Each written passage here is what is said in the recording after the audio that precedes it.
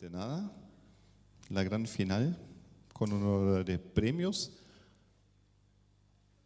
Pero antes de entrar en los premios, quería acordar de las ofertas, sugerencias turísticas para aquellos que no conocen tan bien a Valparaíso, para que puedan disfrutar después de la 1, ¿no? Vagabundear un poco por los cerros o por la mar. Y nuestra invitación estaría para aquellos que quieren a las 5, que nos encontramos de vuelta en el bar Victoria en Valparaíso para tomar una última cerveza. Aquellos que quieren conocer otro bar y ahí ya dedicarnos a la fuga o a cualquier cosa del fin de semana merecido. ¿Bien? Bueno, César, cuando terminó la Conectatón, aprendí esta expresión que estaba como más feliz que perro con 2 colas, ¿no? Lo encontré muy simpático, lo entendí muy rápido. Y bueno, hoy estoy más feliz que este zorrito con 9 colas, que probablemente muchos de ustedes conocen, otros no. Uno de mis ídolos, aquí veo que Asia dice, lo conocemos. Bueno, así que quería agradecer a las mujeres y hombres aquí que apelaron toda la semana y cambiaron, ¿no? este evento y lo levantaron a un nivel que no había esperado, así que muy contento con todos y todas, la energía que metieron en el piso, la dinámica y todo lo que significan estos 2 personajes, ¿no? Con su convicción, fuerza y trascendencia.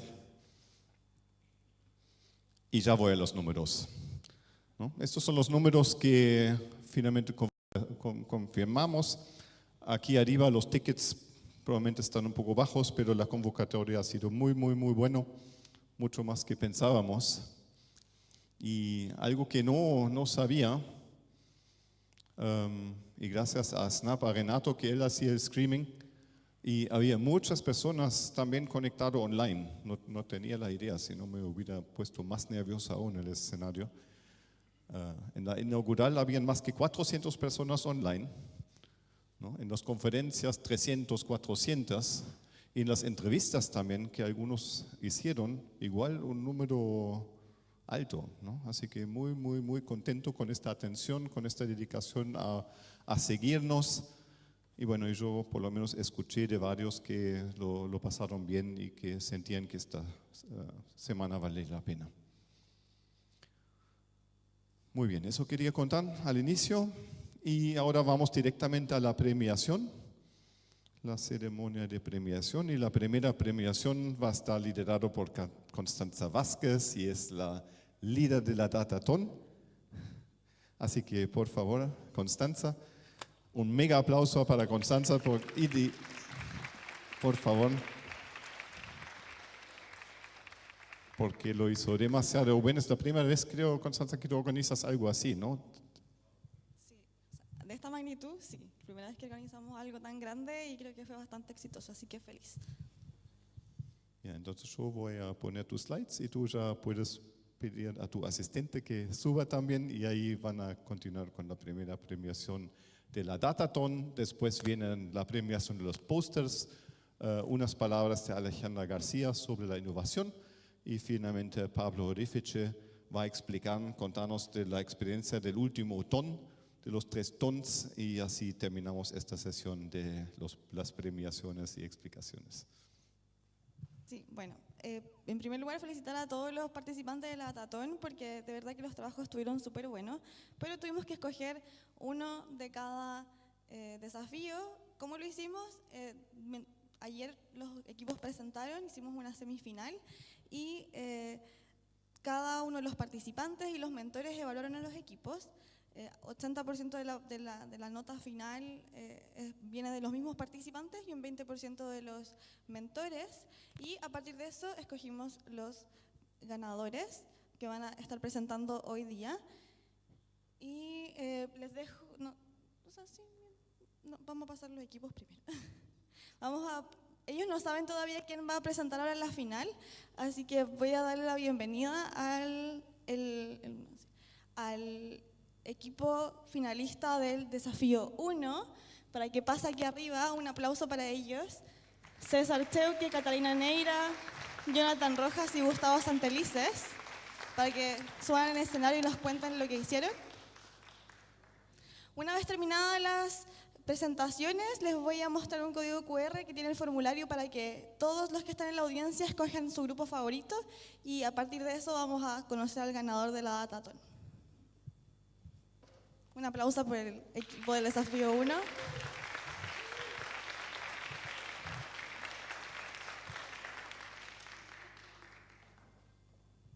El micrófono está en sus manos y... ¿Estamos al tiro? Hola. Bueno, hola a todos. Mi nombre es Gustavo Santelices y nada, estamos muy felices de estar acá. La Datathon como experiencia fue muy bacán. Tener la oportunidad de convivir con distintas disciplinas, unir harto conocimiento. Y ahora les voy a presentar qué fue lo que resultó de todo el trabajo que hicimos estos días. Ya, como contexto. Todos sabemos que la pandemia del COVID-19 fue un evento a escala mundial y nos tomó de cierta manera un poco despreparados. Así que nosotros como del área de salud y de informática es importante dar métodos y maneras de ayudar a nuestros gobernantes en el proceso de la toma de decisiones, para así apoyar cuáles son las medidas más efectivas a aplicar durante situaciones como una pandemia. Aquí les presento como una pequeña timeline de lo que fueron eventos importantes al comienzo de la pandemia, como puede ser las primeras cuarentenas, cuando se cerró Santiago y cuando se cerraron las escuelas. Esto es importante porque, como hipótesis de grupo, nosotros nos planteamos que todos estos eventos deberían tener una repercusión clara y había que encontrar una manera de cuantificarlos en las curvas de la pandemia. Aquí también mostramos una tabla como de más eventos del distanciamiento social para también mostrar cómo fue la estrategia en Santiago. Ya, comencemos hablando de nuestra metodología. Lo primero que se hizo fue enfocarse en entender el problema, porque no podemos esperar a hacer algo útil para los gobernantes y los que toman decisiones si no tenemos un conocimiento integral de cuál es el problema a resolver, cuáles son las variables en juego y para qué nosotros estamos haciendo esto. Después nosotros vimos las distintas fuentes de datos. ¿Me está sonando el teléfono? No. Vimos las distintas fuentes de datos para entender qué es lo que era posible hacer, con qué información contábamos y cómo debíamos relacionar cada variable entre sí y con los fenómenos de la pandemia. Para después diseñar un modelo que nos permitiera entender cómo estas variables entraban en juego y cuáles eran las conclusiones que nosotros podíamos sacar, para finalmente testear el modelo y ver cuáles eran las conclusiones obtenidas. Bueno, primero, el desafío. Teníamos que entender cómo distintas variables sociodemográficas y poblacionales impactaban las curvas de infectados del COVID. Para eso nosotros contamos con harta información, contamos con información de los hospitales, contamos con la vacunación, los índices de movilidad y con los descriptores sociodemográficos de las comunas. Entonces, como grupo, nosotros nos planteamos varios objetivos específicos de los cuales nosotros queríamos ahondar. En particular, queríamos estudiar la relación entre el porcentaje de población y el R efectivo, como para ver si se veía como alguna relación entre las vacunas y cómo variaba este indicador. Para luego entrar a un modelo interpretable, el que nos diera alguna comprensión de cómo variaba el R efectivo en el tiempo y cuáles eran las variables que los afectaban, para finalmente ver cómo distintas acciones que se habían tomado por parte del gobierno habían afectado la expansión del coronavirus. Ya, hablemos de los desafíos. Lo primero que nos encontramos como grupo, que es algo que pasa mucho en la vida real, que siempre los datos están sucios, son difíciles de entender, hay incongruencias. En particular, nos pasaron un conjunto de datos que tenía directamente columnas erróneas. Entonces nosotros tuvimos que enfocar en arreglar eso, para luego ver cómo crear características que pudieran representar correctamente las comunas. Y finalmente, unir toda esta información en un vector de características. Aquí ya empecemos a hablar del modelo. ¿Qué es el R efectivo? En términos muy simples, es la cantidad de personas en promedio que una persona recién infectada va a infectar, así dando una medida de cómo se expande la cantidad de infectados diariamente.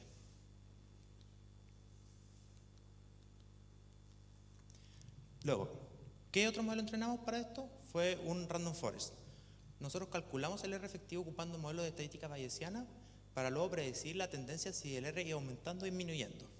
La gracia de ocupar random forest es que era interpretable, entonces nosotros podíamos ganar aún más entendimiento de cómo las variables entraban en juego. Aquí describimos el modelo de clasificación.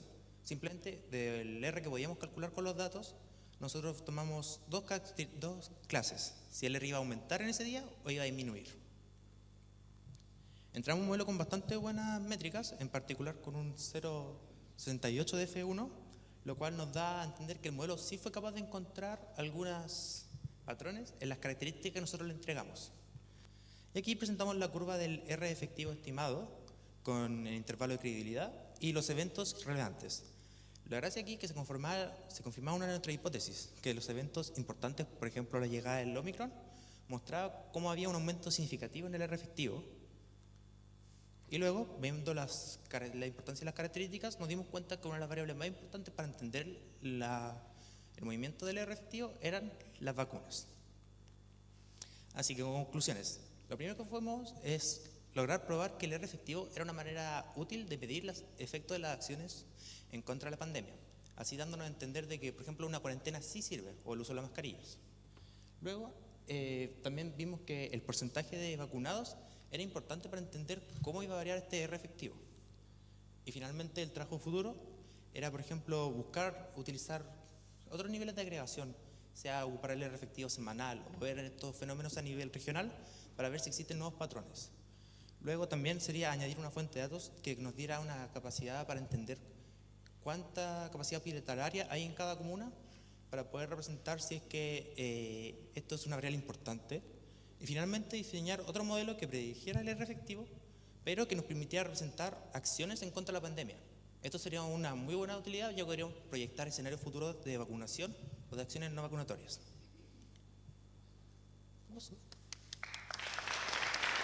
Muchas gracias.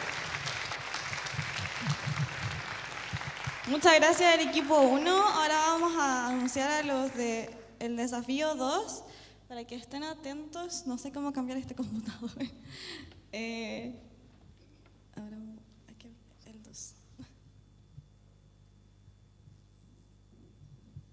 Un segundo. Entonces, para el desafío 2, damos la bienvenida a Macarena Araneda, Juan Islavaca, Jean-Paul Maidana y Nicolás Valdés, que suban al escenario. Y un fuerte aplauso para ellos.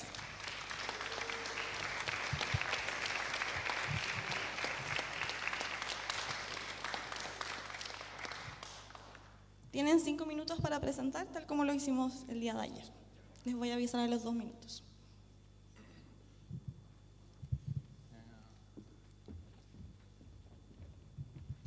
El otro chiquillo no está, ¿no? Hola, buenos días. Bueno, nosotros somos el grupo número 12. Nos tocó trabajar acerca del cáncer y los estadios del diagnóstico en la FALP. Y bueno, les vamos a presentar nuestro trabajo. Acá están mis compañeros, así que eso. Para partir, el registro que nos entregaron tenía más de 19.000 datos. El objetivo de la tarea era específicamente identificar el estadio del cáncer al momento del diagnóstico. Por lo tanto, nosotros, para partir, nos hicimos unas preguntas más bien biológicas y epidemiológicas para saber qué variables podrían incidir en la tipificación del diagnóstico, ¿ya? Y en ese caso, nosotros consideramos que existen ciertas variables que van a hacer incidir o modificar esta etapificación. Y una, por ejemplo, muy importante, es el tipo de cáncer, ¿ya? Hay ciertos cánceres que son más silenciosos y por lo tanto van a ser diagnosticados quizás en etapas más futuras, ¿cierto? O más avanzadas. Y en ese caso también pensamos que la edad, por ejemplo, del diagnóstico puede generar diferencias también, ¿cierto? Si la persona tiene un cáncer que es silencioso, probablemente va a avanzar más tiempo en ser diagnosticado y la persona se va a hacer mayor. Y en ese sentido queremos mostrar acá este gráfico en donde se evidencia esta diferencia de la edad en función del tipo de cáncer, ¿ya? Por lo tanto, nosotros trabajamos con esa variable de forma importante para poder hacer este diagnóstico, ¿ya? De igual forma, construimos ciertas variables que podrían ser interesantes a la hora de analizar. Por ejemplo, cuánto se demora desde el diagnóstico hasta el tratamiento. Probablemente aquellos cánceres que son más agresivos y que al mismo tiempo están avanzados en su etapificación van a ser atacados de forma más oportuna o más rápida para evitar en el fondo que la enfermedad siga avanzando, ¿ya? Por lo tanto, generamos una variable que identificaba ese tiempo desde el diagnóstico hasta el tratamiento, ¿ya? bueno, ¿de qué forma quisimos predecir el estadio? Lo hicimos a partir de 3 modelos, ¿ya? El primero era una regresión logística multinomial. El segundo era un modelo de valles ingenuo, también con un mecanismo multinomial. Y la tercera alternativa era con un random forest, ¿ya? Y para evaluar finalmente qué también predecía el modelo, trabajamos tanto con la precisión como con el score F1. En los 3 casos, en verdad, nosotros trabajamos con un set de un 70% de prueba, o de entrenamiento, perdón, y un 30% de testeo. ¿Sí? Entonces, ¿qué nos damos cuenta? En todos los resultados que nosotros vamos haciendo, vamos a ir incorporando cierta cantidad de variables. En primer lugar, trabajamos con las variables directas del individuo, y en ese caso se observa lo que está acá arriba, en donde trabajamos, por ejemplo, la edad, el sexo del paciente. En el segundo caso, que es lo que se ve acá abajito, nosotros aquí agregamos la variable del tiempo, cuánto tiempo se demoraba antes de iniciar el tratamiento. Y finalmente, en el tercer gráfico, agregamos también una variable que identifica las características sociodemográficas de la comuna en donde vive la persona, que en este caso lo que hicimos fue incorporar la variable IDC, que venía de otra base de datos, la cual fue unida en función del código de la comuna, ¿ya? Y nos damos cuenta en las 3 alternativas con las distintas bases de datos que en general el Random Forest tenía una mayor precisión cercana al 80%. ¿Ya? En este caso nos damos cuenta que cuando trabajamos con la variable del tiempo de tratamiento es cuando se tiene el mejor resultado. ¿Ya? Ahora, ¿por qué es importante hacer esta etapificación de forma oportuna o hacer el diagnóstico de forma oportuna? Y acá es donde nosotros tenemos que poner un mayor énfasis. Es finalmente que cuando se hace un diagnóstico temprano, ¿ya? Los pacientes van a tener mayores oportunidades para tener un tratamiento también oportuno, ¿sí? Y obviamente este tratamiento oportuno puede mejorar la sobrevida del paciente. Y de hecho esto es lo que se observa con este gráfico de sobrevida, ¿cierto? La curva que está acá abajo es la sobrevida de aquellos pacientes que están en un estadio 4. Y si lo comparamos con esta curva que está por acá arriba, es la sobrevida del paciente que está en estadio 1, ¿sí? Entonces, obviamente, si tenemos una etapificación y un diagnóstico temprano, el tratamiento va a ser más rápido y la sobrevida también va a mejorar. Entonces, como conclusiones, nosotros podemos decir que el Random Forest fue la mejor herramienta para hacer esta etapificación. Luego, hacer un diagnóstico temprano mejora el pronóstico de los pacientes, ¿cierto? Y finalmente, algo que es súper importante a la hora del desafío en el fondo, es que si nosotros hubiéramos tenido datos de buena calidad y quizás si hubiéramos tenido todo el tiempo del mundo para poder trabajar de forma correcta, hacer una imputación de datos hubiera sido también una alternativa muy buena para mejorar estos análisis, ¿ya? Nosotros consideramos que quizás no era la mejor alternativa hacer imputación de todos los datos porque la verdad es que contábamos con un set muy pequeñito, ¿ya? Para hacer esta imputación. Eso, gracias. Muchas gracias al equipo del Desafío 2. Pueden pasar a sentarse. Vamos a dar la bienvenida al ganador del Desafío 3. Pasen adelante. Pasen adelante el suspenso porque no están los nombres ahí, pero me imagino que ya saben. Un segundo, voy a buscar el torpedo del ganador del Desafío 3, porque no pusieron los nombres en su presentación. Jaime Jiménez, Héctor Enríquez, Magdalena Silva y María Guerra. Un aplauso. Tal como los otros equipos, tienen 5 minutos para hacer su presentación. Y les voy a avisar a los 2 minutos.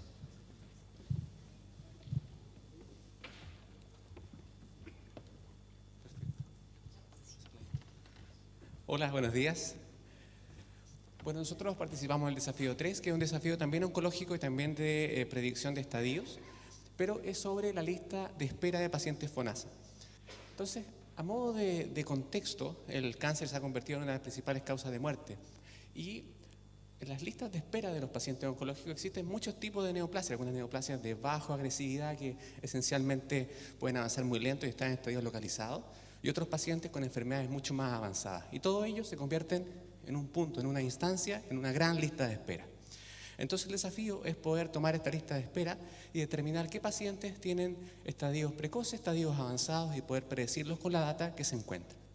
Ahora, la data que tenemos es una data que fueron más de 100.000 pacientes, con características principalmente clínico-demográficas, edad, género, su lugar de vivienda, los lugares donde se originó la consulta, algunas características de los tumores, diagnósticos, y en algunos pacientes teníamos el estadio. Básicamente lo que nosotros queríamos predecir es la variable estadio, que teníamos un 54% de datos que faltaban, datos que estaban mal ingresados, era desconocido o faltaban. Eran en total 42 variables y 70 diagnósticos de categorías. Esos 70 diagnósticos son 70 tipos de tumores y quisimos priorizar 6 entidades neoplásicas predominantes. Ahora, todo esto podemos ver acá la distribución, que en general son distribuciones habituales para pacientes oncológicos. Si nos consideramos el filtro que utilizamos inicialmente para priorizar la tarea, que eran los tipos de neoplasia requeridas en la tarea, pacientes FONASA, redujimos a 18.700 pacientes, que son los que teníamos información de más calidad. La distribución de las neoplasias, bastante parecida a lo que se ve en el resto del mundo, y en la distribución geográfica vemos que la gran mayoría era pacientes de región metropolitana, seguido por Valparaíso y Maule, lo cual implica ya desbalance en algunas variables que puede generar sesgo en la aplicación del modelo.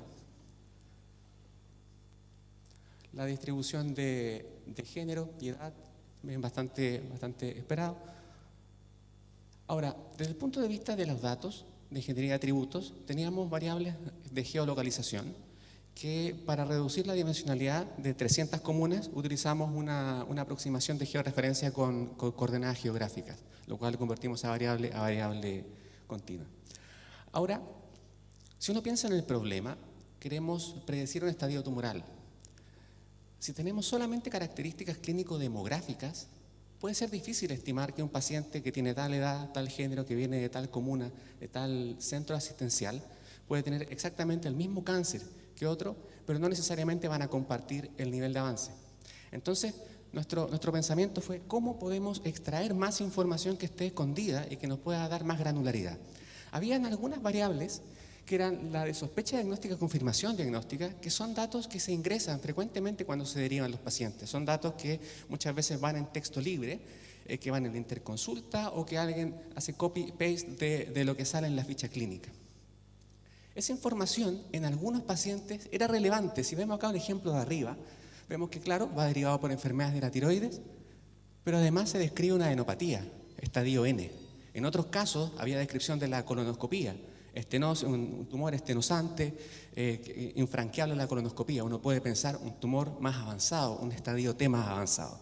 Entonces lo que hicimos fue tomar esas columnas y manejarlas con un modelo de procesamiento de texto. Por lo tanto, hicimos dos modelos, dos aproximaciones distintas. La primera fue el manejo tradicional, donde tomamos las características clínico-demográficas del paciente, se limpiaron, imputamos los datos de manera habitual como hacemos en este tipo de modelamiento y lo modelamos con un modelo ensamblado tipo Random Forest. Ese fue para variables clínico-demográficas. Y en paralelo modelamos solamente el texto para ver cómo andaba en comparación con la modelamiento con características clínico-demográficas.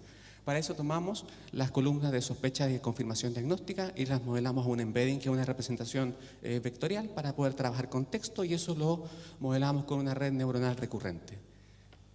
Y los resultados fueron, para el modelo de características clínico-demográficas, una accuracy de 0.26, que dependiendo del modelo, probamos también XGBoost, andaban en 0.28, 0.30. Eso era con todas las características clínico-demográficas. Lo interesante fue que al utilizar solamente las características del texto, teníamos un rendimiento igual o incluso un poco mejor, con accuracy de 31%. Por lo tanto, ¿cuál fue nuestra propuesta? Un modelo 3 que no alcanzamos a hacer por tiempo, pero la propuesta, ¿cuál sería? ¿Qué pasa si hacemos un modelo ensamblado con una red neuronal que tenga dos inputs? Uno, con un backbone de red neuronal, donde va el embedding de texto, y el segundo, una red densa que modele las características clínico-demográficas entre una capa de concatenación y una capa de predicción de estadio. Esa sería la propuesta que no alcanzamos a hacer, pero es lo que planteamos. Así que eso fue nuestro trabajo. Le damos las gracias por la organización, lo pasamos muy bien, y en nuestro equipo. Muchas gracias.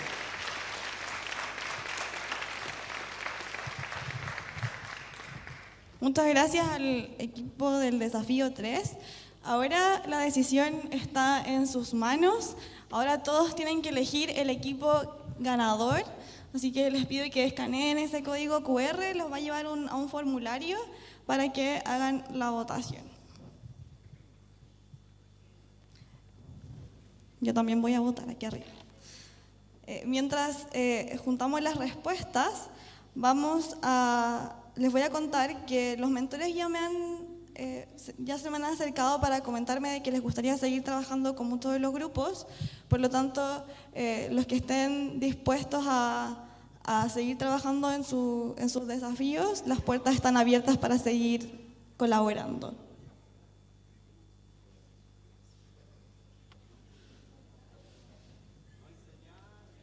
Ay, pues yo tengo señal.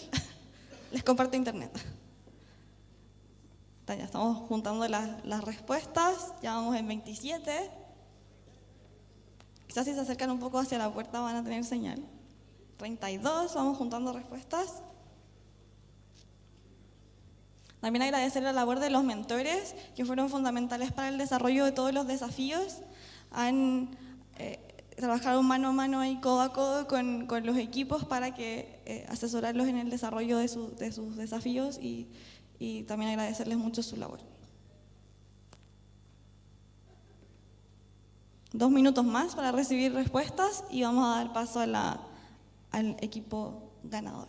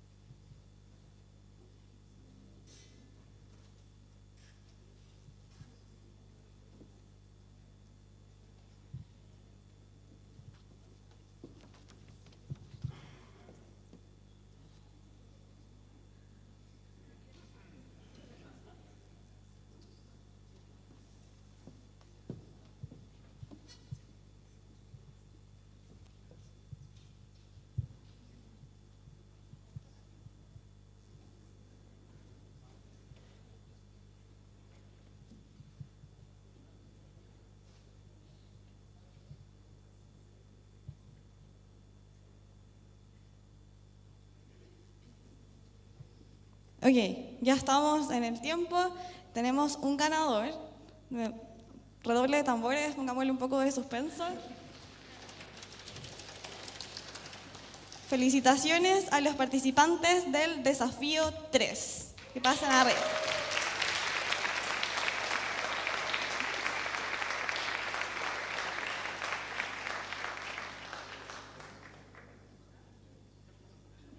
Sí, suban. Un aplauso.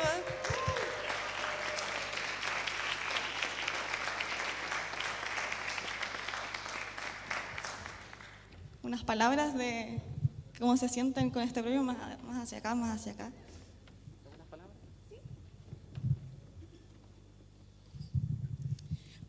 Hola, buenos días a todos y a todas. Ha sido un honor participar. Me ha encantado, ¿cierto?, ver esta energía positiva que hay en investigar en relación a los datos, ¿cierto?, en ver toda la tecnología, todo lo que hay de nuevo en la inteligencia artificial en nuestro país, lo que se está haciendo también en otros países. Pero como yo soy del área de la bioética, lo que me queda, ¿cierto?, por supuesto que son todo el impulso, ¿cierto?, que tenemos los seres humanos para buscar soluciones de sobrevida y para mejorar la calidad de vida. Felicito a la Fundación Arturo López Pérez por sus investigaciones, por preparar estas bases de datos y a Constanza también, ¿cierto?, que ha sido una experiencia para mí, al menos, solamente de ganar. Así que mientras no olvidemos, ¿cierto?, que detrás de los datos hay personas, Creo que todo va a seguir adelante y va a ser un avance. Eso es por mi parte. Muchas gracias.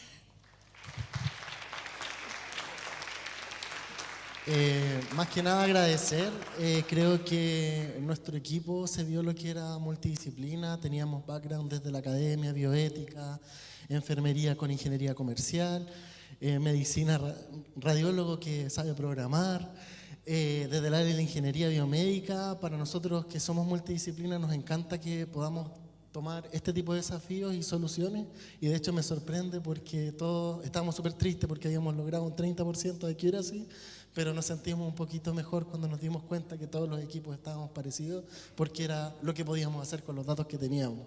Lo que nos hablaba un poco el experto de la FALP era de que esos son la calidad de los datos que tenemos en Chile. Así que tenemos un desafío en mejorar esa calidad de los datos para poder dar soluciones de verdad, para recordar que detrás de esos datos hay una persona y hay una familia. Eso, muchas gracias.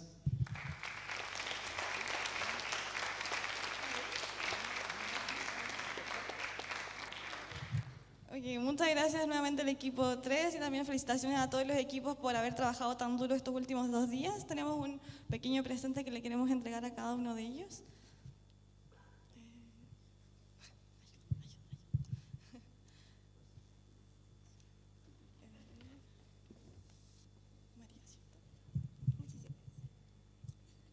Aplaudan, aplaudan.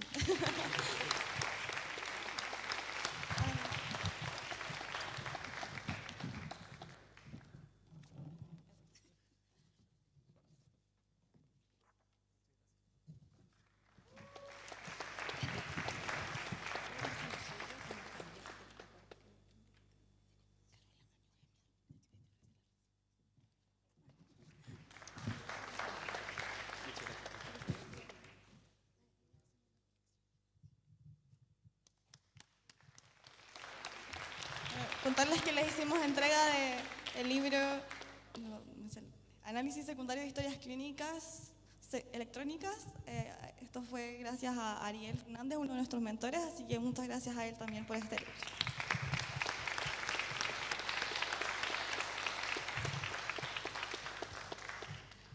Con eso concluimos la data. Muchas gracias a todos por participar. Muchísimas gracias.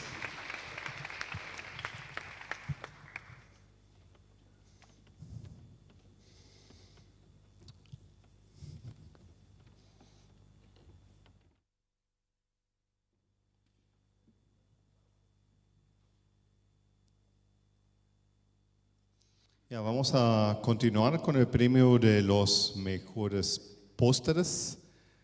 Entonces pido a Sebastián Rosa que suba en el escenario mientras cambio aquí la presentación. El micrófono es suyo. Bueno, muchas gracias a todos los que están acá. Nos vamos a presentar. Nosotros somos Rosa se va a presentar. Yo soy Sebastián Valderrama, soy miembro del comité académico y no puedo estar tan feliz de esto. Yo soy internista, soy doctor de a pie y siempre me presento así. Y llegué a este mundo de colado, como digo yo, gracias a mi amigo Daniel Capurro. Probablemente muchos de ustedes lo conocen, han trabajado con él. Y mi única gracia es que era amigo de Capurro, de esto no sabía nada. La gente creerá que esto es como osmosis, pero no es osmosis. Y llevo 1 año y medio, casi 2 años, por esas vueltas en el comité académico del CENS, donde desde la clínica me he podido pololear hasta el miércoles, hoy día enamorar de la importancia de esto, así que solo agradecer a cada uno de ustedes y nada, seguro nos vamos a seguir viendo. Rosa se va a presentar. Bueno, yo soy Rosa Figueroa, soy miembro del comité académico del CENS, también docente de la Universidad de Concepción. Y bueno, al igual que Sebastián, para mí hoy día es un agrado estar aquí para presentar a los mejores pósters. Y bueno, este evento me ha sorprendido muy gratamente porque hace ya bastantes años atrás, por ahí por el 2017, hay un grupo de personas que comenzamos a hablar de todos estos desafíos en la salud digital, ¿cierto? Y hoy en día el ver ya de que estos desafíos están siendo abordados y que muchas más personas se están subiendo al carro para poder tener una salud digital como corresponde, es súper gratificante. Entonces, en ese sentido, el haber hablado en ese momento de calidad de datos, nosotros ahí con nuestros pósteres en 2017 en varias conferencias indicando de que muy pocos datos se podían analizar y hoy en día ya teniendo mucha más cantidad de datos que analizar, vamos incluso sembrando esta semilla y ya las actividades no solo hablamos de las brechas, sino que ya estamos empezando a hablar desde la primera capa del registro hacia todo el resto de las capas de cómo irlas mejorando y cómo cada uno puede aportar un granito de arena en esto. Bueno, y lo que nos convoca aquí, Sebastián les va a conversar un poco acerca de cómo fue el proceso de los pósters. Bueno, muchos de ustedes saben y muchos de aquí han participado o participaron en nuestra sesión. Este año quisimos, junto con abrir una convocatoria tradicional de póster, quisimos darle alguna connotación a los grandes problemas de salud pública que nos quedan o nos quedaron, no sé, después del COVID. O sea, sin lugar a duda, COVID cambió la forma en cómo vemos la salud y eso va a durar un par de décadas. Y es por eso que en esta convocatoria le quisimos dar mucho énfasis a temas de salud mental, que discutimos ampliamente en estos 3 días, temas de cáncer y el impacto, la importancia que está teniendo el cáncer hoy día como problema de salud pública, temas de listas de espera, que es un tema hoy día candente y de moda, así que solo agradecer a los cerca de 50 grupos, porque esto es algo que se hace no solo de manera individual, sino que se hace grupal, que nos enviaron sus pósters. De esos cerca de 50 fueron revisados por el comité académico, que somos acá del CENS, y fueron seleccionados 26. Nos regalaron 2 días increíbles en el cual pudimos discutir, vimos como muchos de ustedes generaron lazos, generaron interacciones, muchos de ustedes se conocían solamente por Zoom, y eso fue algo bien interesante, se generaron redes durante esta pandemia, así que yo creo que lo primero es darle un tremendo aplauso no solo a los 26 que expusieron acá, sino que a los cerca de 50 que nos mandaron sus pósters y que yo creo que todos salimos beneficiados de eso. Así que primero un gran aplauso para ellos.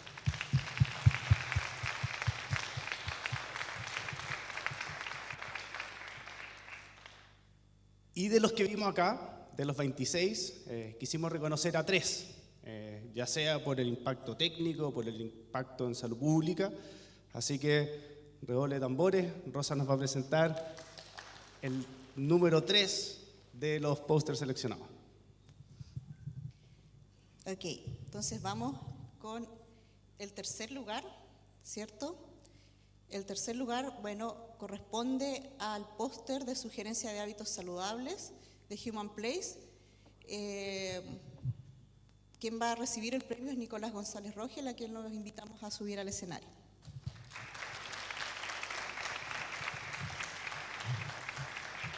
Bueno, destacar de que este trabajo es muy relevante en términos de la utilidad de la inteligencia artificial para algo que es la sugerencia de estos hábitos saludables, ¿cierto? A través de estas entradas psicométricas. Así que muchas felicitaciones.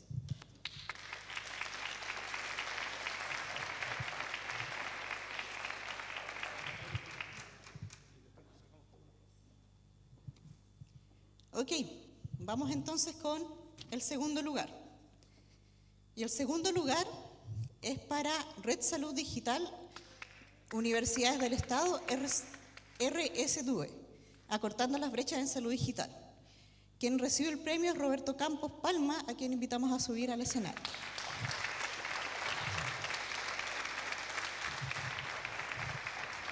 Destacar de este trabajo de que esta red de universidades están abordando uno de los temas más importantes en términos de la brecha de salud digital, que es la formación de capital humano. Así que muchas felicitaciones.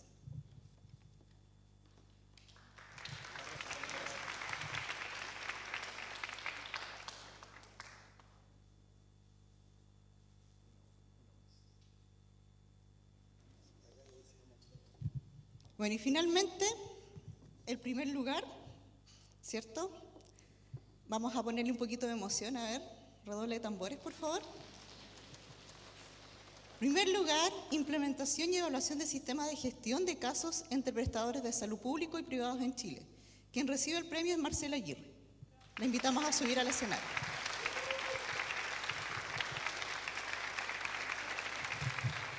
Bueno, destacar de este trabajo de que aborda una de las problemáticas muy importantes, que es la brecha o el vacío que se genera entre los pacientes que se atienden entre prestadores privados y públicos. Entonces, es un avance muy destacable y por lo tanto obtuvo el primer lugar dentro del concurso de los pósters. Felicitaciones.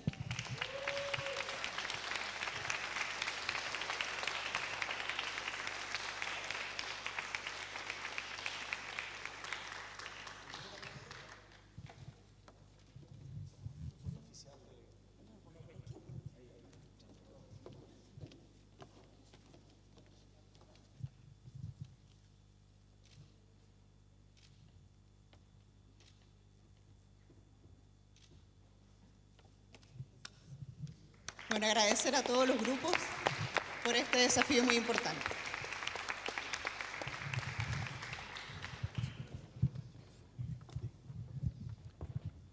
Muchas gracias, comité académico. Felicitaciones a los ganadores y las ganadoras.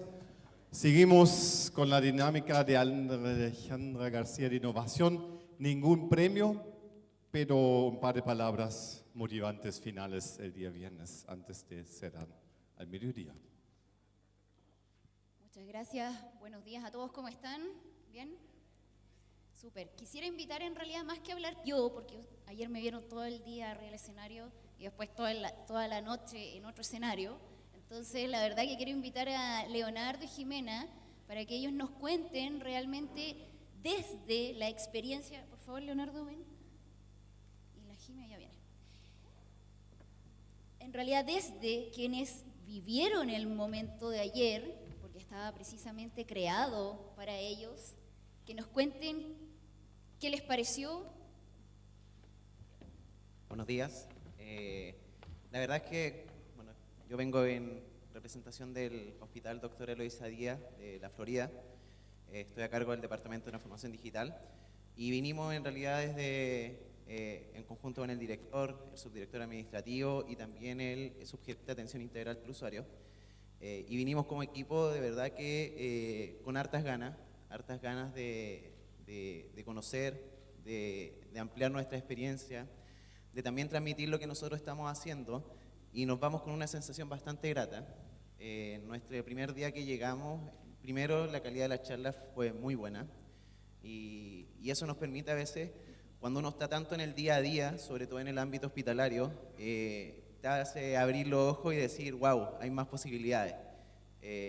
Uno vive en la constante del incendio de que en el hospital, de que todo se está quemando, de que correr de un lado para otro, y el día a día a veces te come y uno pierde la visión o intenta no perder la visión de la estrategia, y esto no abre que podemos avanzar hacia allá, no abre la posibilidad de que existen medios para hacerlo, que la academia también está generando estas instancias de colaboración que siempre son muy buenas, y es cómo tenemos que apalancar, cómo la academia desde el conocimiento que está haciendo, desde las estrategias de interoperabilidad, del uso de datos también, cómo nosotros aplicamos eso, cómo lo utilizamos y también cómo empujamos al mercado a que también lo haga. Esto para nosotros es una triada entre la academia, lo público y el mercado, lo privado, donde si los tres trabajamos de forma colaborativa, vamos a lograr los beneficios que en realidad uno busca.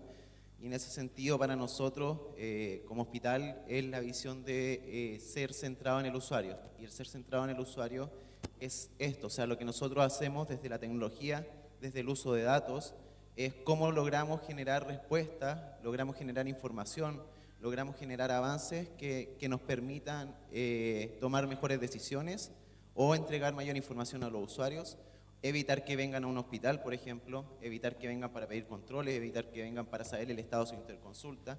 Y para eso, por ejemplo, son estrategias de interoperabilidad entre redes, lograr que en algún futuro podamos o los pacientes puedan tener acceso todos a una historia clínica compartida, y eso implica definir estrategias de interoperabilidad que son bases para todo. Entonces nos vamos con una sensación muy grata, ha sido una experiencia muy bonita, desde también conocer a gente que estuvimos por años conversando por Zoom y nos volvemos a ver las caras hasta sin mascarilla y reconocerla ya era difícil, pero generar estas instancias ha sido muy grato y esperamos que se den más seguido también, y poder también participar ya sea aquí o en otro lado, pero estar presentes para poder aportar dentro de lo que nosotros podemos avanzar.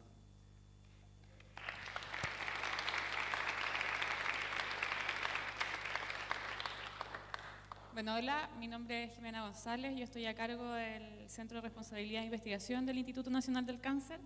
Como dice Leo, gratamente muy contenta de ver cómo convergen distintas especialidades, investigadores, emprendedores y proveedores de salud en un ambiente en el que en realidad lo que estamos generando es integración de conocimiento, es multidisciplinariedad, cada uno con nuestros saberes, con nuestros conocimientos, con nuestros problemas también, cómo aportamos realmente a un objetivo común que en general es siempre impactar en la población a la que atendemos desde los proveedores de salud, que estamos más cerca ahí como en la primera línea, pero en realidad el objetivo está ahí, ¿no? Centrado en generar un impacto en la atención de salud de nuestros usuarios.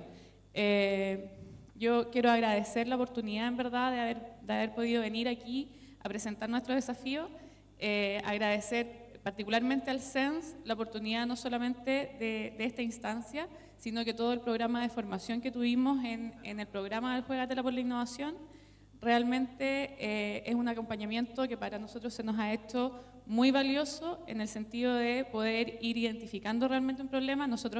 Yo siempre lo he dicho, nosotros dentro de las instituciones de salud tenemos muchos problemas, conocemos nuestros problemas, pero venir a analizarlos con una metodología, poder discutirlo con otros, generar las instancias de co-creación interna, co-creación con otros también, es un trabajo muy valioso que va realmente definiendo objetivos y estrategias más claras para abordar también el problema, y agradecer también el espacio que se genera en cuanto a la innovación, porque una de nuestras debilidades probablemente como institución es que la innovación es muy poquita, hay muy poca cultura de innovación.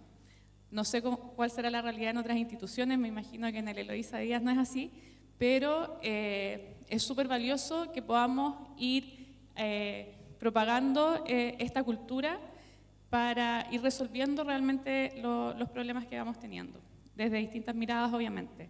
Así que súper contenta, súper agradecida por el programa de nuevo, y eso, que no se nos olvide tampoco que la multidisciplinariedad, la integración es más valiosa que la fragmentación en nuestro sistema. Y por último, solo agradecer también creo que no está acá, pero Renato Pino, que de verdad se sacó así el sombrero con todo el set que hizo afuera. ¿Dónde está ahí Renato?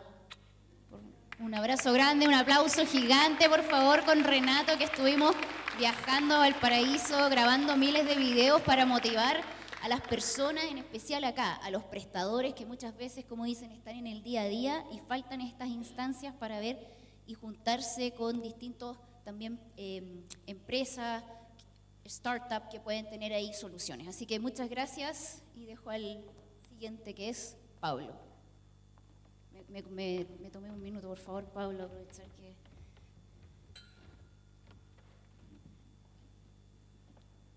Sobre la Emprendetón, que también con Renato estuvimos haciendo unos videos. Muy buenos videos, sí. Bueno, ¿cómo andan? Ante todo, muchas gracias a la organización, muchas gracias a todos ustedes por haber estado todos estos días. Algunos de ustedes estuvieron un poquito de más de días. Nosotros este track básicamente lo pensamos desde cómo poder trabajar las ideas desde el Conectatón con lo que tenía que ver con brechas que estuvimos hablando ahora, que ustedes hablaban sobre cómo me hago de los datos, cómo tengo datos, y para eso utilizamos el Conectatón en ese sentido, y cómo después hacemos el uso de los mismos.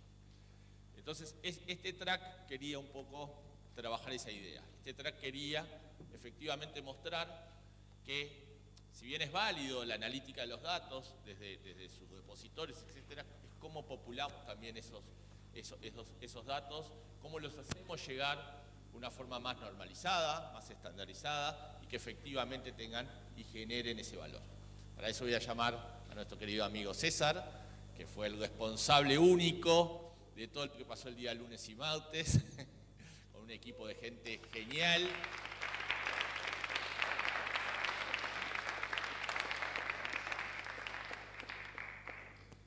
Te seguimos, viste, dando pantalla y que te sigas divirtiendo. Con este hombre trabajamos todo lo que era en el Conectatón, este emprendimiento. Así que, palabras. Se supone que no iba a hablar yo hoy día. Siempre habla. Sí, me gusta hablar, ¿no es cierto? Bueno, buenos días a todos. Muchas gracias por estar aquí presentes. Voy a improvisar porque se supone que no hablaba. Nosotros lo que pretendíamos, bueno, en realidad la idea fue de Pablo, no fue mía, fue tuya la idea. Y eso es cierto, lo desarrollamos como equipo. La idea es cómo podíamos, desde un elemento tan disímil en lo conceptual, en la apariencia, que es el poder tributar datos con un estándar de interoperabilidad, el poder tomar información y guardarla en un repositorio para que sea disponible para todos. Desde ahí, poder tomar esa información, o sea, en realidad esa data, y poder convertirla en información, que es lo que se hace con la datatón. ¿Qué es lo que importa desde el punto de vista clínico? Desde el punto de vista clínico no me interesa el dato, a mí me interesa el concepto y de ese concepto armar información. Y la gracia que tiene esta Semana de la Salud Digital es precisamente eso. Nosotros como HL7 comenzamos con una conectatón, pero se termina con un evento como el que acabamos de ver, donde hay todo lo que significa el manejo de la información desde el punto de vista del emprendimiento, la innovación, los trabajos científicos y la datatón. Entonces, ¿cómo podíamos hacer esta unión de estos dos eventos que aparentemente son disímiles para darle a todos los que están presentes acá una visión del valor del dato? Que eso es lo que finalmente queremos nosotros mostrar acá. Desde que partimos con un dato hasta que terminamos con información. Y ahí fue donde Pablo dijo, unamos esto mediante un track que parta en la conectatón, recolectando y almacenando datos, y termine con la emprendetón haciendo uso de esos datos, con la datatón grande. Así que ahí empezamos a buscar qué nos podía facilitar algunos elementos que hicieran más simple la implementación para que los que se presentaran pudieran darse cuenta que esto se puede hacer, que es lo más importante. Yo creo que todos en la datatón y en la conectatón nos dimos cuenta que no es una cosa de genios, no es una cosa que está en la nube, así como que nadie puede alcanzarla, sino que de verdad lo podemos hacer. Y bajo esas situaciones que nos empezamos a buscar a alguien que nos pudiese facilitar herramientas para poder usarlas rápidamente, hacer implementaciones, y nos ayudaron los amigos de AWS, a quienes estamos tremendamente agradecidos por toda la puesta en escena que nos facilitaron, de manera que los equipos pudiesen aprovechar sus herramientas y no solamente generar así en el Postman cosas, sino que además mostrar aplicaciones funcionando. Y esa fue la cadena de valor que hicimos, terminamos el día de ayer, y yo quiero felicitar a todos aquellos que son los protagonistas, participantes del track, porque de verdad algunos consiguieron cosas francamente maravillosas, así que estamos contentos y muy agradecidos. Vieron que lo podía explicar mucho mejor que yo, ¿no? Mucho mejor que yo. No, y paute de esa estrategia, no te vayas porque vas a entregar el primer premio, era que efectivamente las personas o equipos que fueran a participar, capaz que su conocimiento en la informática médica no era el mismo que quien iba a participar en una conectatón de historia clínica compartida o de receta digital. Entonces tuvimos que armar esas instancias de capacitación. Lo hicimos a través de las herramientas de AWS, pero también lo hicimos a través de un amigo. Don Fernando Portilla acá enseñó Fire a todos, así que un fuerte aplauso para don Fernando.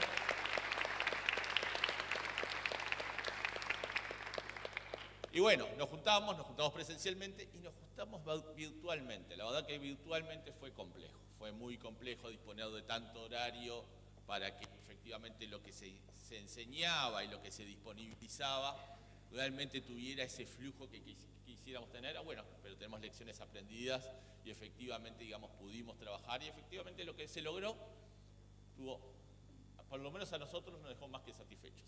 Así que bueno, pasamos a los premios. Vamos a invitar también a Fabián de AWS para que entregue los premios.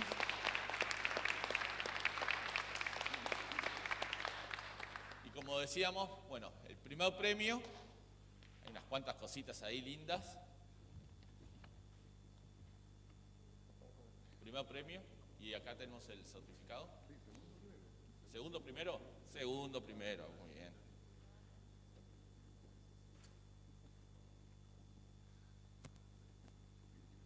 Lo que pasa es que los tengo de diferente orden. Los tengo de diferente orden, mira, me mataste. Vamos al primero, pues si no, ya los quemamos. Los tengo puestos a doblez, a ver si va bien rápido. Segundo premio, equipo número 4. Adelante. La gente de BioBox.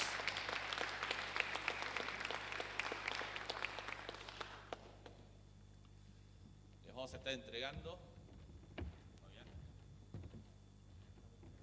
Loma y el Eco Show de Amazon. Así que bueno, felicidades.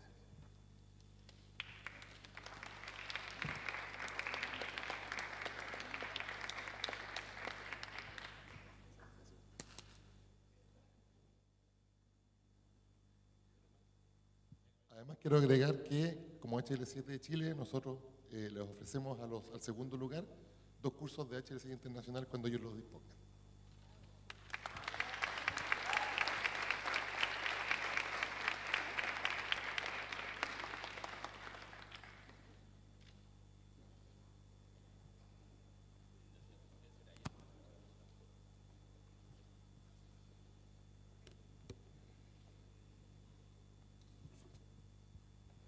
Bueno, y ahí, no sé, después si quieren contar, pero ese es el frontend que ustedes utilizaron durante la Conectatón y el que hicieron uso con las herramientas de AWS. Y el primer premio, equipo número 5, Nicolás y Eliana.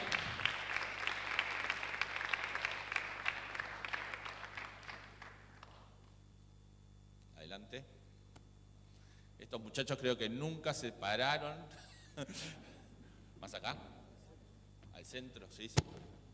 Felicitaciones.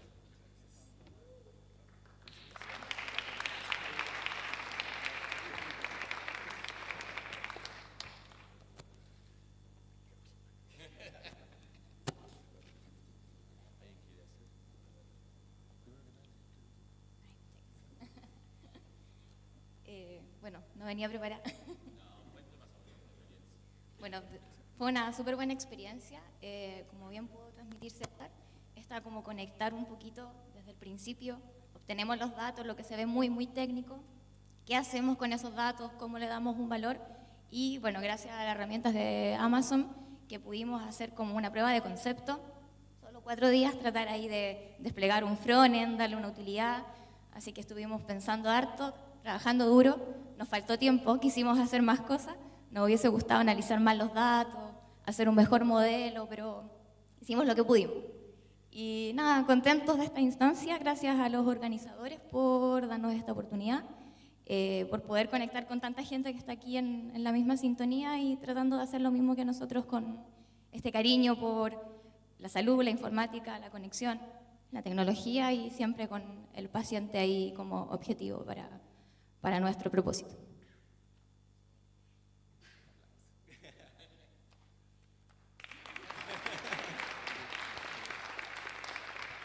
Bueno, y de premio, una iPad. También 2 cursos de HL7 Fire nivel medio, yo creo que ya está en nivel ustedes medio, para cuando lo dispongan. Hagamos una foto todos juntos.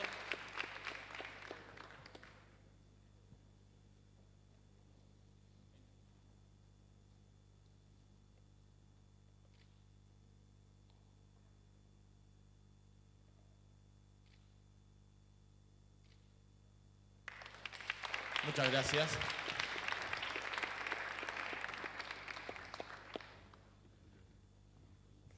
Muchísimas gracias, Pablo. Vamos a... Perdón, me mezclas los slides. Pablo, difícil. Aquí está la última sesión de la mañana. Macarena Molina va a introducir nuestro último speaker de España. Macarena, el escenario es tuyo. Gracias.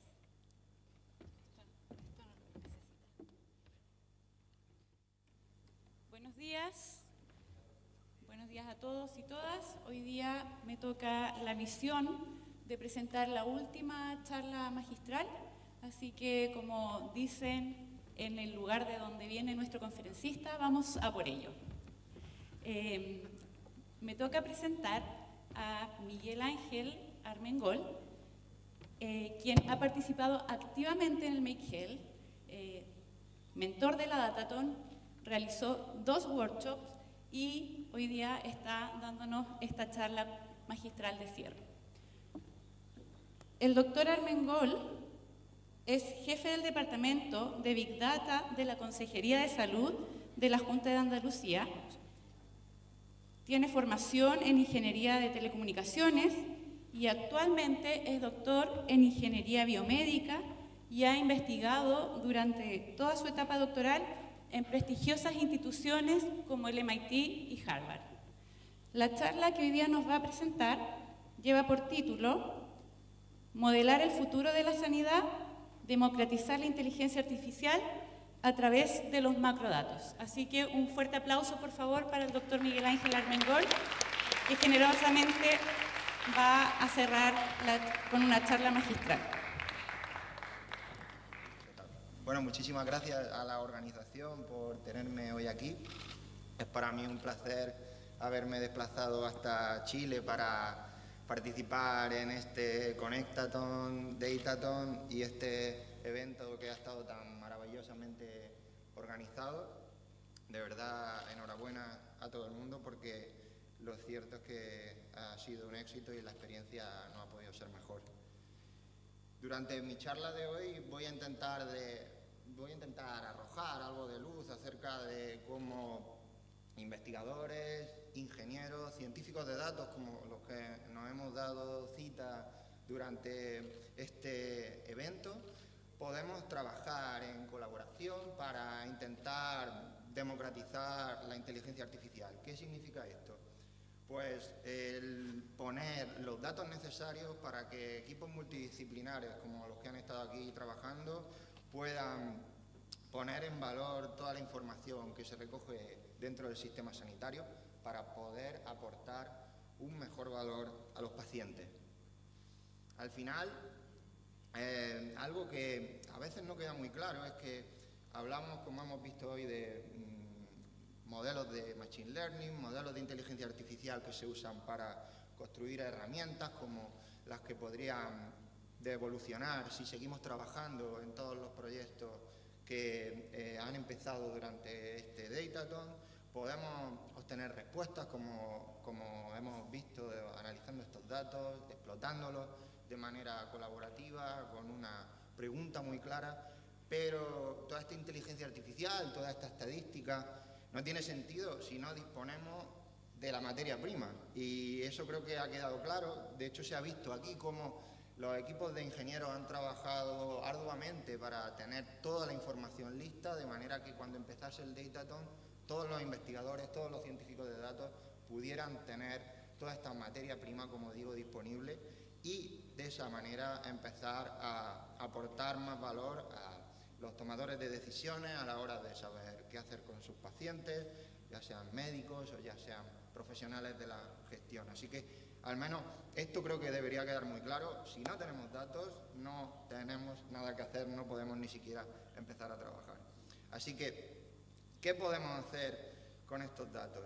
Al final, en cuanto a conceptos básicos, llevamos mucho tiempo hablando de cómo vamos a tener herramientas avanzadas de explotación de datos a través de las cuales había gente que creía que iba a haber como un duelo entre máquina y humano en el que podrían verse amenazados ciertos puestos de trabajo. Hablaban a veces de tal algoritmo rinde mejor que tal sanitario.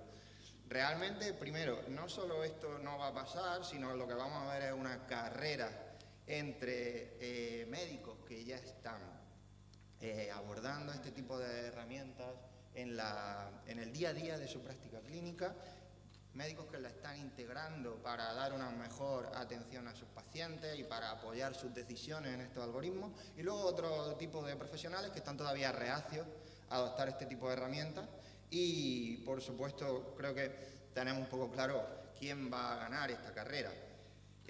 Lo que no nos esperábamos era que los primeros amenazados por herramientas que construían ingenieros o científicos de datos como nosotros, como yo, podíamos ser los propios ingenieros. Ahora vemos como ChatGPT lo ha cambiado todo en las últimas 3 semanas, 4, un mes, 2 meses, lleva poquísimo entre nosotros, y de hecho ya se está viendo como forma parte del equipo, ya es un miembro más y se le está, por lo tanto, reconociendo su labor y su trabajo. Entonces, realmente no sé dónde vamos a estar de aquí a un año, porque si vemos lo que nos espera a lo largo del 2023, si GPT-3 estuvo entrenado con 175 billones de parámetros, es decir, simplificándolo mucho, frases que aprende de memoria para empezar a razonar. No sabemos qué va a pasar cuando se libere este GPT-4 a lo largo del próximo año, que está entrenado con 1 trillón de parámetros. Por hacernos una idea de estas escalas tan locas, estaba mirando escalas temporales, 175 billones de segundos es lo que pasó desde que se construyó la pirámide de Giza hasta ahora, y 1 trillón de segundos es lo que pasó desde que empezó la última edad de hielo hasta ahora, que ni siquiera éramos seres humanos. Digo para que nos hagamos una idea de estas escalas a veces tan difíciles de asimilar. Lo que está claro es que estas herramientas nos van a permitir trabajar mucho mejor y dar aún mejores soluciones a nuestros pacientes a través de la tecnología, pero todavía no tenemos que ser arrogantes y no debemos de subestimar los profundos misterios del cuerpo humano, porque aunque ahora tengamos mucha información gracias a la tecnología de cómo funciona nuestro organismo, todavía quedan un sinfín de preguntas sin respuesta y muchísimo trabajo por hacer a la hora de, como digo, a través de los datos empezar a poner en valor toda esta información para aportar un mejor tratamiento, un mejor cuidado a nuestros pacientes. Al final, este tipo de problemas que se están teniendo creo que van a ser una de las primeras barreras que veamos caer a lo largo de los próximos años, el cómo, por ejemplo, los sistemas de información, en aquellos sistemas que se han digitalizado, son una barrera a la hora de dar tratamiento a los pacientes, porque el clínico se centra en interactuar con el ordenador en lugar de interactuar con el propio paciente. Creo que estas herramientas que ya reconocen perfectamente el lenguaje, que son capaces de estructurarlo, que son capaces de almacenarlo, van a cambiar totalmente el status quo. Así que recordemos, si solo habiendo datos podemos empezar a construir estas herramientas a través de inteligencia artificial que nos van a permitir elaborar soluciones y dar un mejor tratamiento a nuestra ciudadanía. Pero ¿cómo hacemos esto?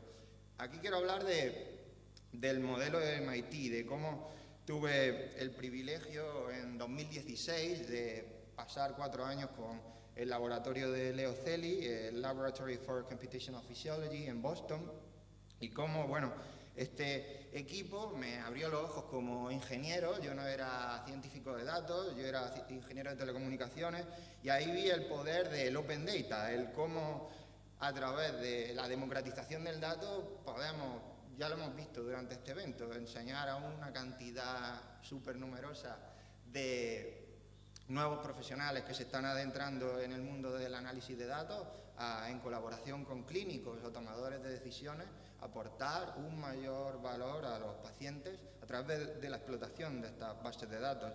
Y la clave un poco aquí ha sido Physionet como banco abierto de datos, un marketplace de bases de datos, un marketplace de información que lleva funcionando desde finales de los 90 y cuyo buque insignia sería Mimic, que nos ha enseñado que los datos pueden ser anonimizados de manera segura, que los datos pueden aportar valor a pesar de haber sido anonimizados, y con esta receta realmente que se basa en los principios FAIR, que sea encontrable todo parámetro y todo concepto dentro de la propia base de datos, el que sea accesible para la comunidad de investigadores y científicos de datos que van a abordar estas preguntas sin respuesta, que sea interoperable, que tenga un funcionamiento homogéneo en todas las regiones que deben tener acceso a estos datos, y por supuesto los datos son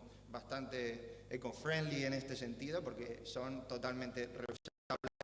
Podemos resolver tantas preguntas como queramos usando estos datos y sin que se gasten. Así que esta filosofía realmente puede aplicarse ¿dónde? Pues gracias a la labor del Laboratorio de Fisiología Computacional y el MIT Critical Data Consortium, que se ha dado cita aquí en Chile, realmente se está plantando esta semilla en diversos sistemas sanitarios del mundo, que está demostrando que el Open Data es posible, que la democratización del dato es necesaria y que realmente podemos tener un impacto en la salud de nuestros pacientes si hacemos las cosas bien y si hacemos las cosas de manera segura y eficiente.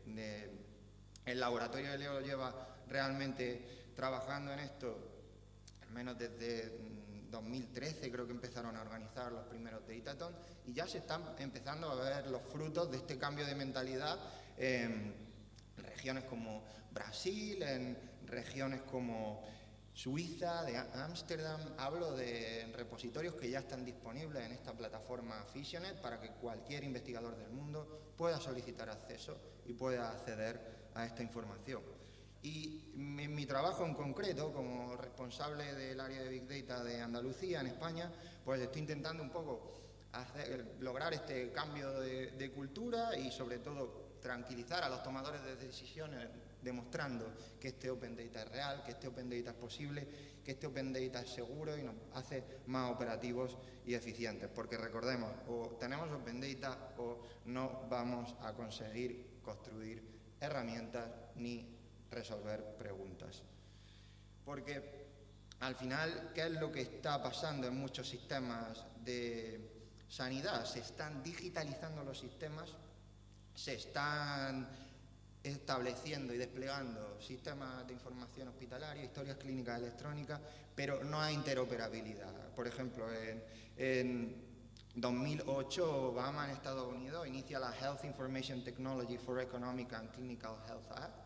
Digitaliza todos los hospitales, pero ahora mismo en Boston realmente son islas de conocimiento que no se interconectan entre ellas y que para uso primario, esta atención sanitaria que se basa en la atención médico-paciente en una consulta, para usos primarios no es posible ahora mismo, si cambias de hospital, que toda tu información esté disponible para que el médico la tenga en cuenta, pero mucho menos para uso secundario, para investigación, para el tipo de actividad que se ha estado desarrollando en este Datathon, que dé un impacto concreto al paciente y que todos los ingenieros y científicos de datos que quieran abordar preguntas y resolver necesidades no cubiertas dentro del sistema tengan la materia prima necesaria. Esto todavía no está pasando.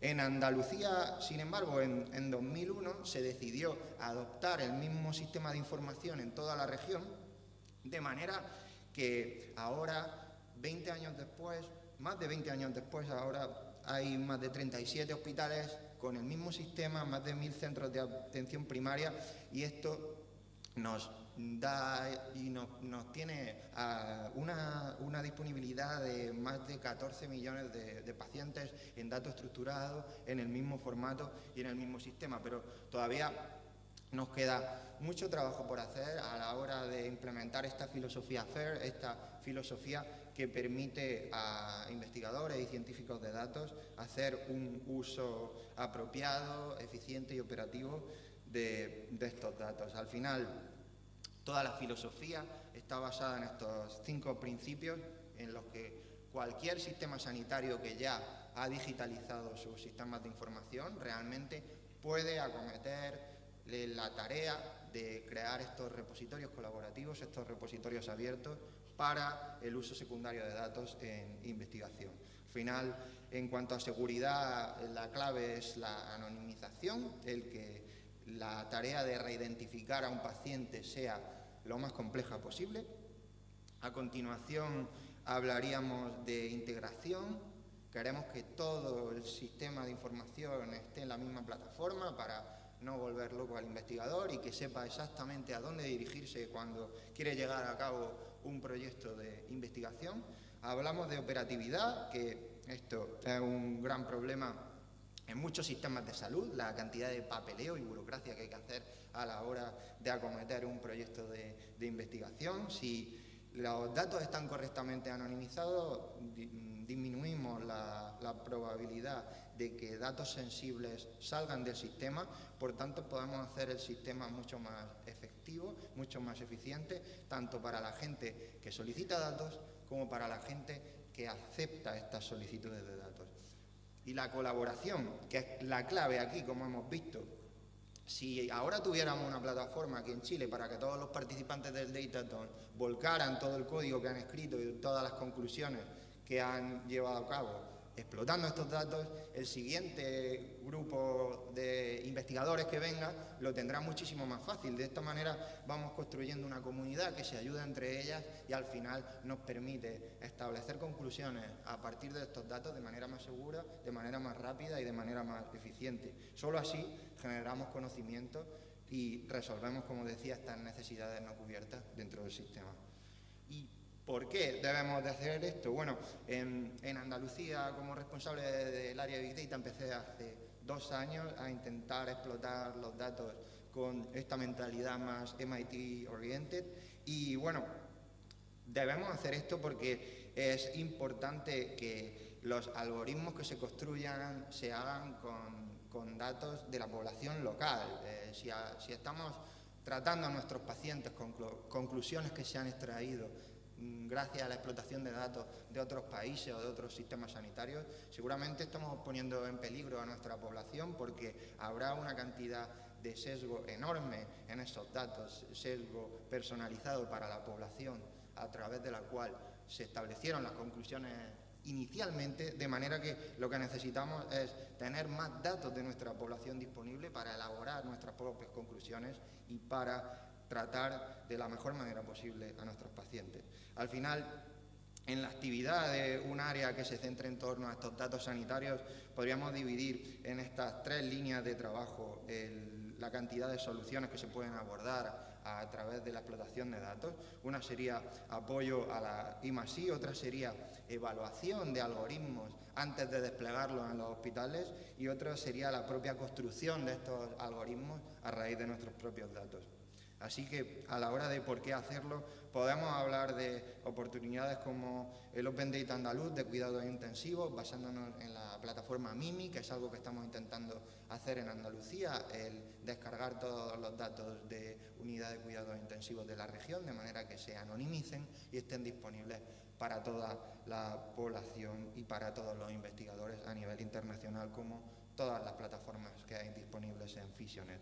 Otro ejemplo que, por ejemplo, se puede orientar a los tomadores de decisiones y ha estado muy relacionado con el reto 1, creo que aquí hay una oportunidad muy buena de colaboración, es ver, analizar qué ha pasado con todo el proceso de vacunación y cómo ha ido evolucionando la pandemia en las distintas regiones de Andalucía, en este caso, y cuál ha sido la efectividad de la vacunación. Esto ha sido algo muy útil para los tomadores de decisiones a la hora de decidir a quién revacunar, a la hora de decidir a quién priorizar y a quién dar estas vacunas en el caso de que haya algún problema de recursos.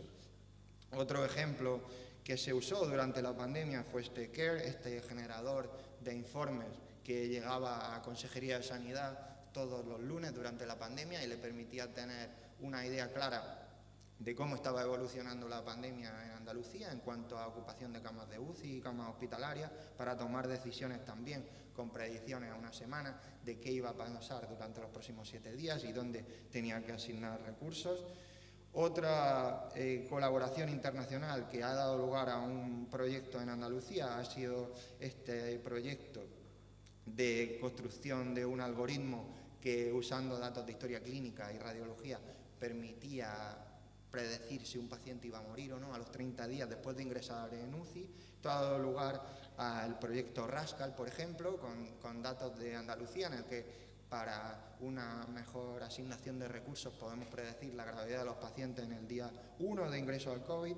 Y bueno, como habéis visto, hay un sinfín de oportunidades que surgen si empezamos a democratizar el dato, porque hay, como hemos visto aquí, muchísimo talento entre los profesionales de la región de Chile, en este caso, y es algo que se podría aprovechar de manera muy positiva si se operativizase el acceso al dato de manera segura, de manera anonimizada y de manera controlada. Así que liberad vuestros datos, creo que es muy importante. Yo me llevaría con esto. enhorabuena porque veo que hay interés en que todo esto siga, en que las bases de datos sigan abiertas y en que no haya sido esto algo puramente circunstancial y queremos que continúe, o sea que seguir así, construir plataformas más seguras, plataformas colaborativas para que todo este talento siga dándonos respuestas, siga dándonos soluciones y muy importante, empatía, empezar a colaborar de manera multidisciplinar. Es importante que el clínico o el tomador de decisiones se convierta un poco en estadístico, en ingeniero de datos, en científico y viceversa, que el científico de datos entienda la complejidad de las decisiones que toma un médico, de las decisiones que toma un gestor a la hora de enfrentarse a su día a día, a sus problemas, para solo así de verdad construir soluciones útiles, soluciones que tengan un impacto y, como digo, que aporten un mayor valor a nuestros pacientes. Muchas gracias.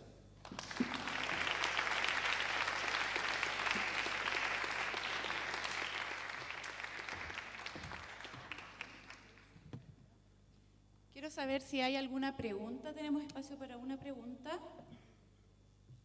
Si no, yo tengo una pregunta. ¿Hablaste? Ah.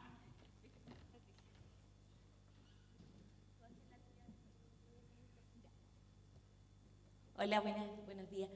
Mi pregunta va enfocada al tema de protección de datos personales. Tú comentabas que anonimizan toda la data.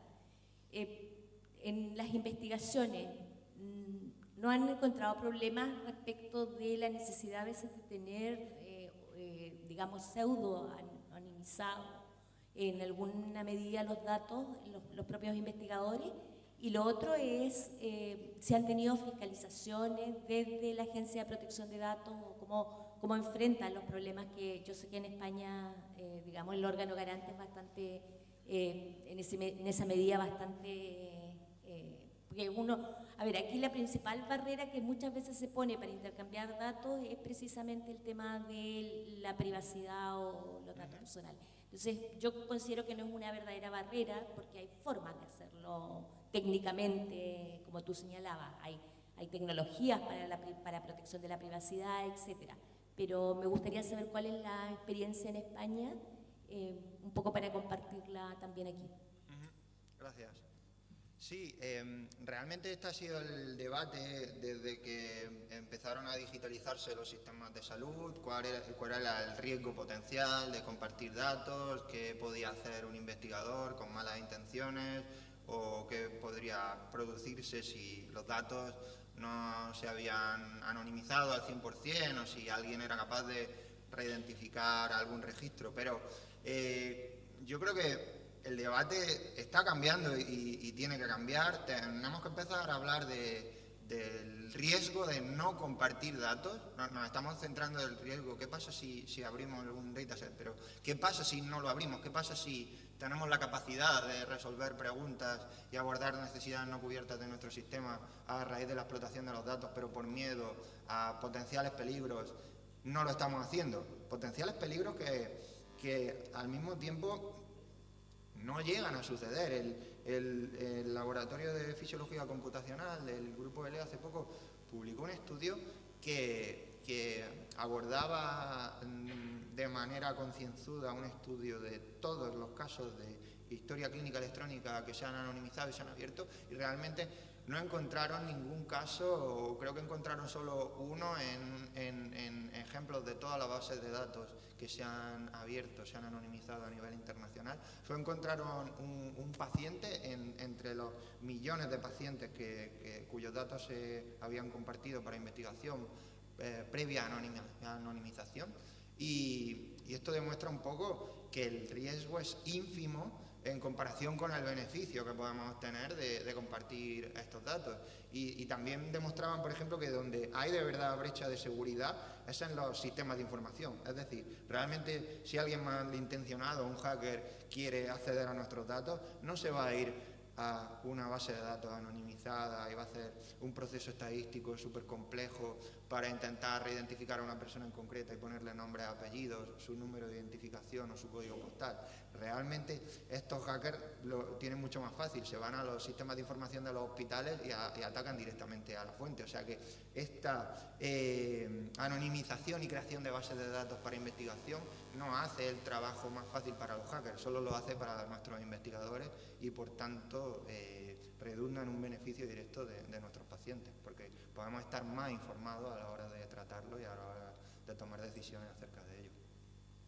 Ok, muchas gracias. Mi pregunta iba en la misma línea, así que la vamos a dejar para el café. Muchas gracias, vamos a dar por cerrada entonces